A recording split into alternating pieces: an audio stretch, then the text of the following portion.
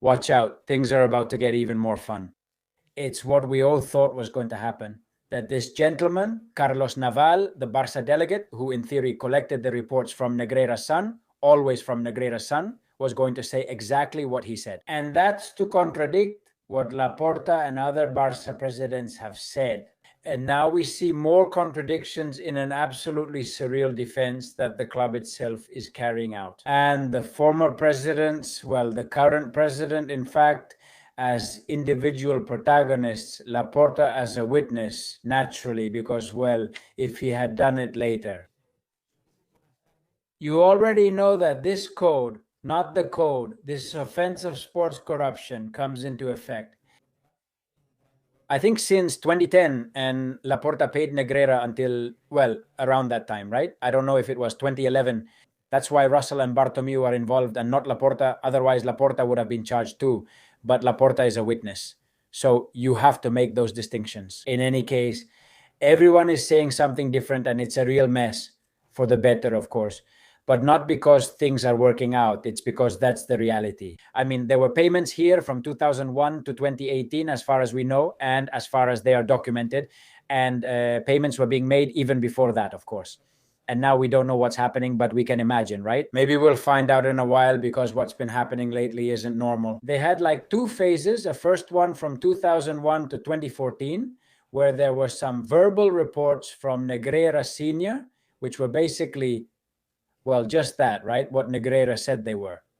Wow. You mean making sure the refereeing body didn't act against Barça and maintained neutrality, right? And then the Sun started making some reports in 2014, and those reports were actually physical. The coaches didn't need them, and now we see what this gentleman has said about the coaches. And they were kind of meant to cover up the relationship, Barça Negreira or the Negreira family, but also this gentleman built them through a Barça executive, and then this executive rebuilt it to Barça, right? Negreira's verbal reports. What reports, Mr. Barça? Barça Negreira, they came to cover up Negreira family. They tried to cover up for Barça. Reports, Mr. Negreira, but were they coming to cover up, or was it the family that was barely covering up Negreira?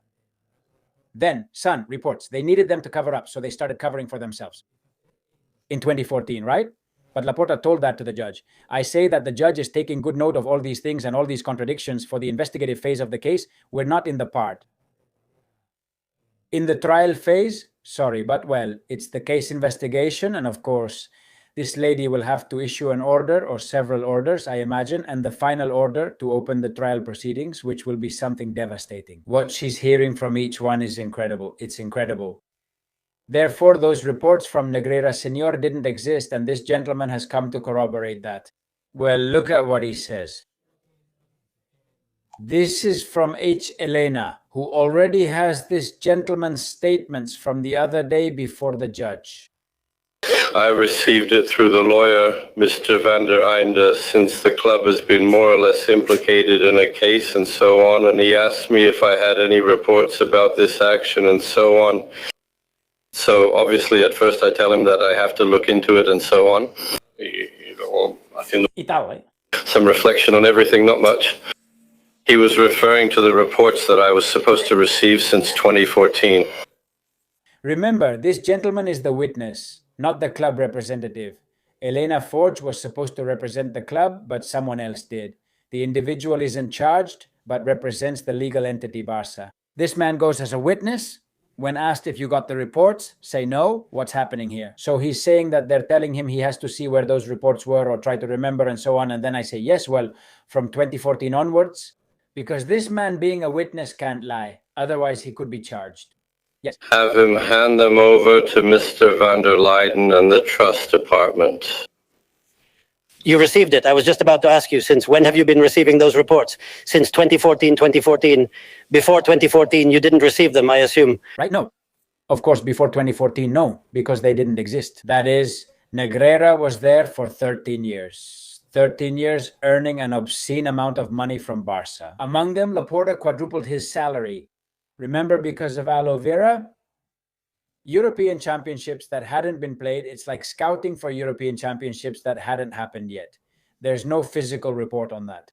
They said no, that they were burned or thrown away, and I don't know what else. but they were found at the back of a closet, and this man rescued them because he received them. But of course, from 1 to 14, that's when all those outrageous things happened, and all of that is in the case. Everything is in the case. So, man, when they tell you there's nothing here, but how can there be nothing?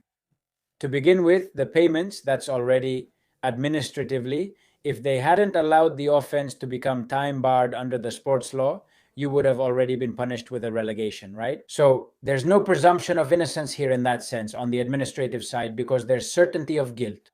And then, as a crime under the penal code, which is about sports corruption, well, that remains to be seen. Even though we all know it's true, it still has to be proven. But the Spanish system is a system that guarantees rights. And that's the downside, right? The thing is, with all this, man, with all this, you'll tell me, the judge will say, but let's see then. Why were they paying this gentleman if there are no physical reports? They're saying yes, but there aren't any, right? Well, therefore, I started receiving the reports in 2014. Before that, I didn't receive any. As H. Delenas notes, this weakens Barça's defense that these reports justified payments to Negreira's companies since at least 2001. Remember that the reports Carlos Naval receives are made by Negreira's son, Javier Enrique Romero, who stated that he started making them around 2013. Besides, that's what Negreira's son said in front of the judge. Curiously, Naval started receiving the reports after Albert Soler arrived at Barça in June 2014. Well, there's something else here. Wait, because there's another audio. Naval contradicts himself right there. The coaches knew about the existence of the reports, but most of the time they didn't use them. This contradicts Cristiano, since Luis Enrique and Valverde said they were never offered those reports. Look, a contradiction regarding the contribution to the other presidents and another contradiction regarding the coaches who also testified before the judge. Well, remotely, but in any case, they testified. This apparently was the moment when he said that. And the first team coaches, do you know if those reports were sent to them, if they made use of those reports? No. Yes, I kept these reports and they were available to them if they wanted to consult them. Were they aware the reports existed or not? They were aware of the existence of the reports, and honestly, I know that most of the time they didn't use them. Well, were they aware of the existence of the reports? Both coaches, Luis Enrique and Valverde, said no. Anyway, they're actually asking him about his son's reports from 2013-2014. For me, we'll see about that later. It was just a cover to say, hey, we've been paying the father for years, so let's at least produce something tangible, just in case they ask us about it later. Remember Laporta's press conference with those boxes and everything? Well, anyway, you get caught sooner or later. A liar gets caught faster than a lame man, right? And this is going the way it's going, but this is one path. Remember, they're also exploring the other one, the ethical path. By the way, there will be news in the next few hours or days because this hasn't just been sent to the Spanish Football Federation, it's also going through UEFA. And speaking of UEFA is going to find out about this. Well, they already know, but just like it was sent to the Federation, UEFA will be informed as well. And then there will come a time when UEFA will have to ask the Spanish Football Federation, but have you told me anything, guys? And the Spanish Football Federation will say, well, no. And then they'll say, I don't know, I imagine it's all very logical, man, very logical. But let's see, aren't you involved in the criminal case because you consider Barça to be guilty? This needs to be made very clear, crystal clear. Juan Luis Martín de Pozuelo often tells me that there's an incredible contradiction here regarding the league and the federation. They've joined the prosecution in the criminal case, right? That means they consider Barça guilty because otherwise you wouldn't join the prosecution. And then the league hasn't done anything as an institution because it says nothing could be done through administrative channels. And what about the federation under its ethics code? What is Juan Luis Martín de Pozuelo trying to do?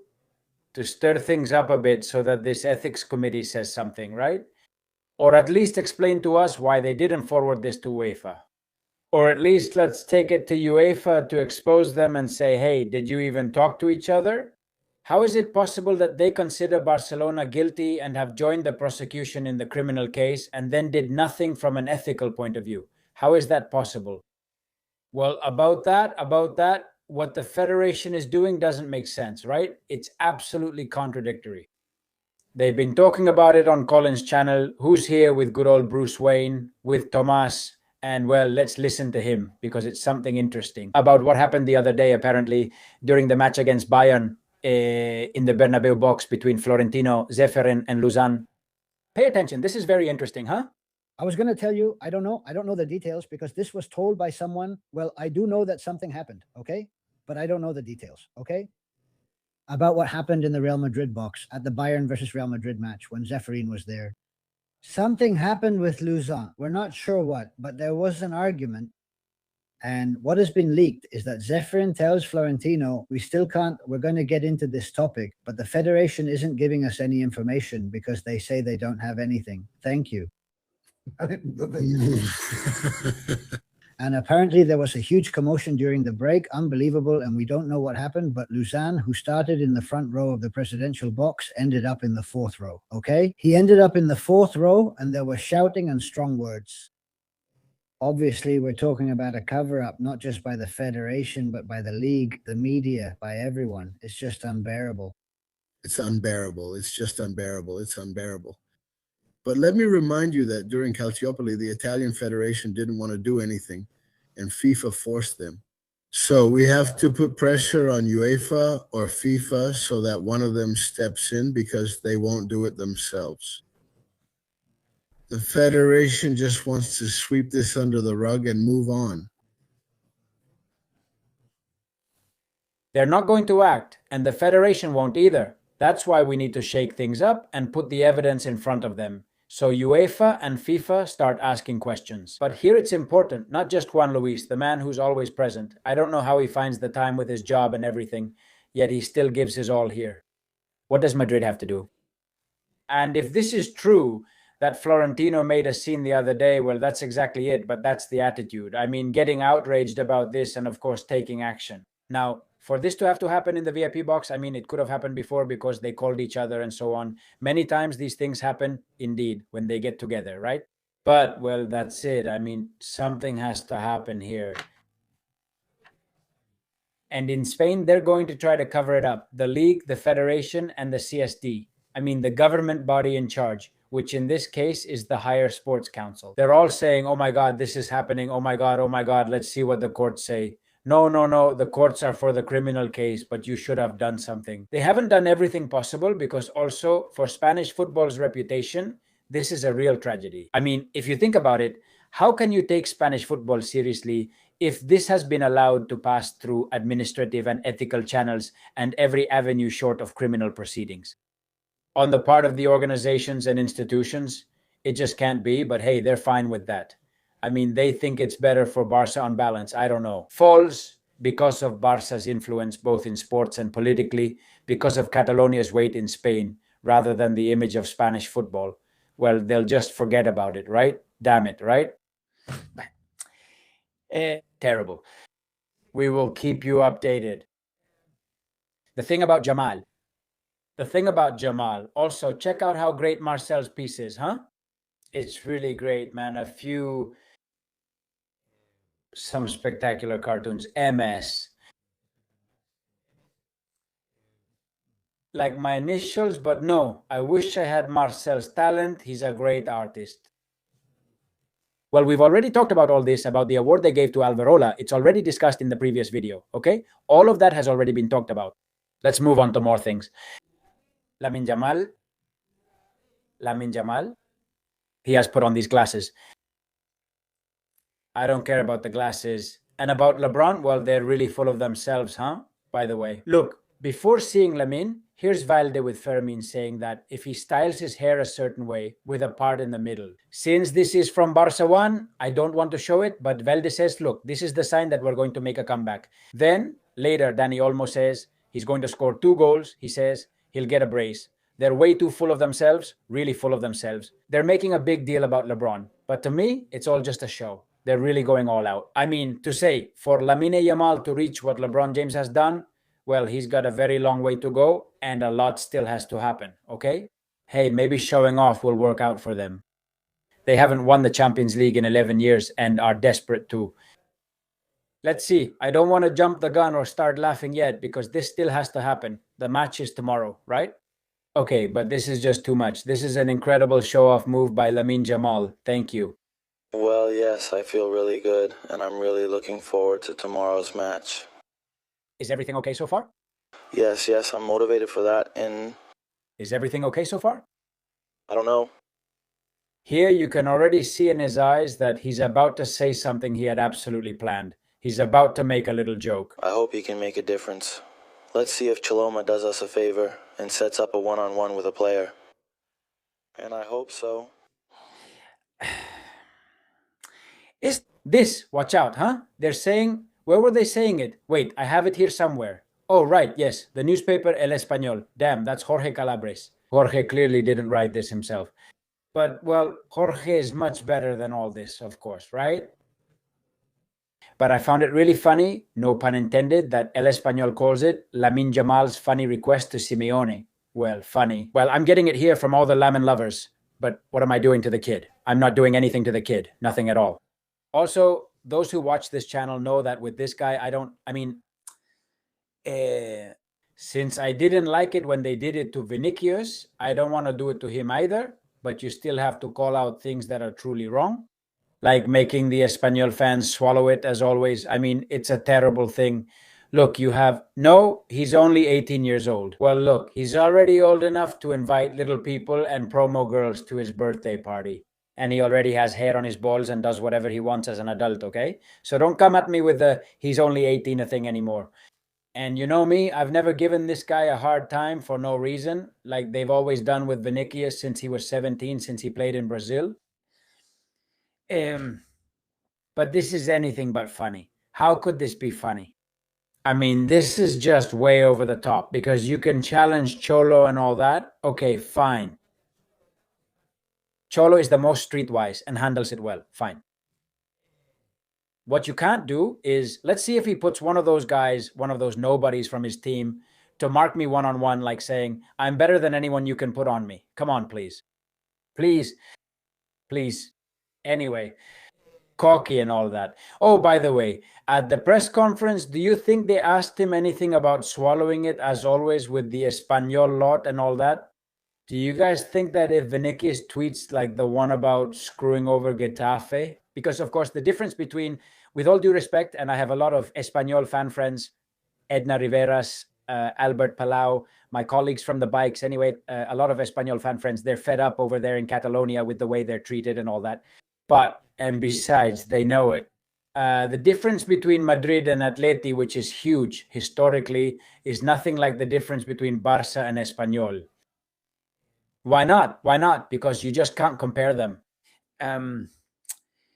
Maybe we could say it's like between Madrid and, well, Getafe, right? Getafe, also recently promoted in a way. It's not the same as Espanyol. It's not equivalent, but you see it's bigger.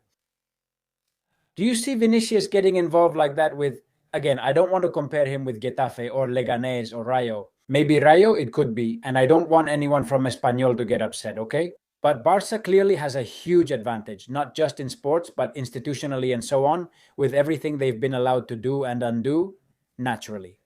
Anyway, we all know what they've done. Registrations without money, with fake money, after the deadline, etc. Given that difference, if Vinicius had said the same thing about a Madrid team the next day, at a press conference or 2 days later, the first question they would have asked Vinicius would be, hey, what you said the other day, do you think someone could have been offended? No one has asked Yamal about this. Nothing. Absolutely nothing. Because it's the bootlicking press in Catalonia. And then they talk about the Madrid media machine and all that. I mean, well, the difference, well, it's what we always say, right? And so Flick has complained about the referees again. He said it. Careful, right? Wait. Let me find it. It's here somewhere. Flick Toruru, here it is. He said so, right? I'm playing this one in English. Hansi Flick criticizes referees again, noting key moments like Cuba's red card and the uncalled handball penalty on Pubel, which could have been another red card. Interesting, isn't it? When Madrid talks about moments and things that are decided by red cards and so on, Barça is plus 69 in the 21st century and Madrid is plus 1. No, you're just crybabies. Plus 69, plus 1 21st century in Spain. No, it's just that more of our players get sent off and we play less time than you. With the man advantage over the other team because it takes more fouls against us for them to get a card, a yellow card for them, etc. Everything we've seen all this season and previous seasons, and they just say, oh, you're a crybaby. And now Hansi Flick comes and says that, of course, a red card for Kubarsi is important. Yeah, obviously, no kidding. Well, then don't do it because the red card was obvious. Well, he says, maybe tomorrow they'll favor us. We'll keep our fingers crossed. Watch out, be careful, colchoneros, because you could get seriously robbed, okay? Careful, careful. Because, oh my, the Glasgow train could come barreling through the Metropolitano tomorrow. Speaking of referees, check this out. The video is starting to feel long, but it's interesting. Vincic is going to be the referee for the Real Madrid-Bayern match. Also, I'm going to tell you everything in this video because the next one is with Kike Retio about Real Madrid's possible lineup against Bayern.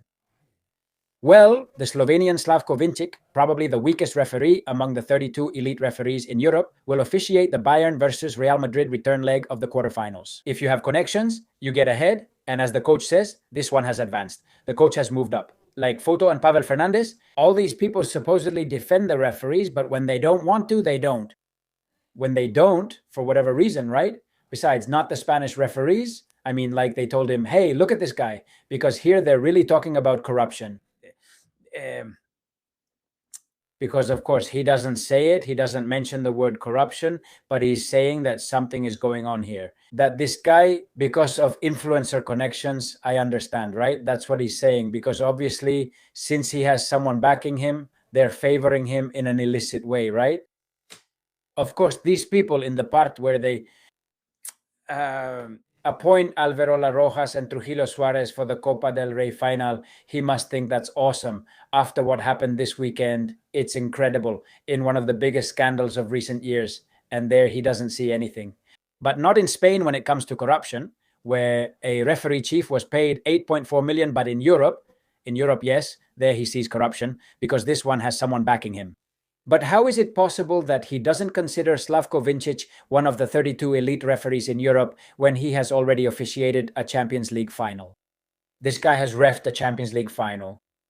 Well, he sees corruption where I don't know if there is any, because you can't really trust referees here or anywhere else. But in Spain, there are more reasons not to trust them, right?